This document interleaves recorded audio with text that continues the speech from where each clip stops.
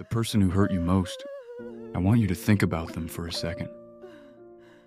Now here's the uncomfortable truth. They never actually existed. The version of them that hurt you, the one you loved, trusted, believed in, that was never them. That was you. Your hopes, your projections, your desperate need to believe someone was what you wanted them to be. And until you understand this one psychological mechanism, you will keep getting hurt by people who were never who you thought they were. Carl Jung had a patient, a woman who came to him completely destroyed. Her husband had betrayed her, and she kept asking the same question over and over. Jung listened carefully, and then he said something that changed her life. He said, "No, you knew who you needed him to be." That one sentence is the entire lesson of this video. Because most of us are not in relationships with real people. We are in relationships with characters we invented and placed inside real human beings. Here's the first thing you need to understand. Every single person you meet is wearing a mask, including you. Jung called it the persona, the version of ourselves we build to survive in society.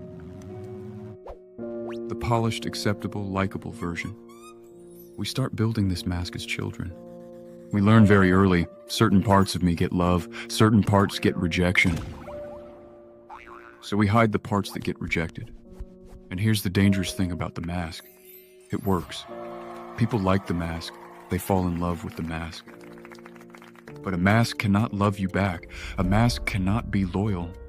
Because the mask is not a person. It is a performance. So if the mask is what people show, what are they hiding? Jung called it the shadow. The shadow is every part of a person they refuse to acknowledge. Their jealousy, their need for control, their insecurity. But here's what Jung discovered that changes everything. You cannot destroy what you bury. You can only hide it. And what is hidden doesn't disappear, it leaks. The person who is always accusing others of being fake is hiding their own inauthenticity. The person obsessed with loyalty is terrified of their own capacity to betray. This is what Jung called projection. We see in others exactly what we cannot face in ourselves. And when you understand this, you stop taking people's behavior personally. Because most of what people do to you is not about you at all. It is about the war they are fighting inside themselves. So how do you stop romanticizing? 3 things. First, stop listening to what people say. Start watching what they do under pressure. The mask holds in good times. Watch how someone treats people when they are angry. That is not the mask talking. That is the shadow. Second, notice what you are filling in. When you feel that instant deep connection, pause.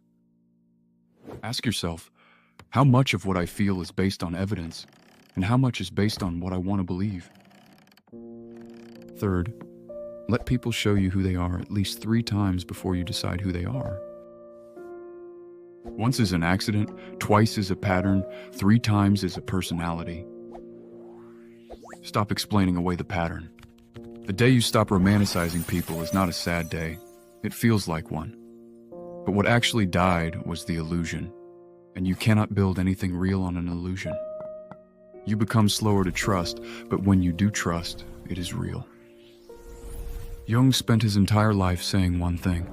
The most dangerous person is the one who has never met their own shadow. So go meet yours.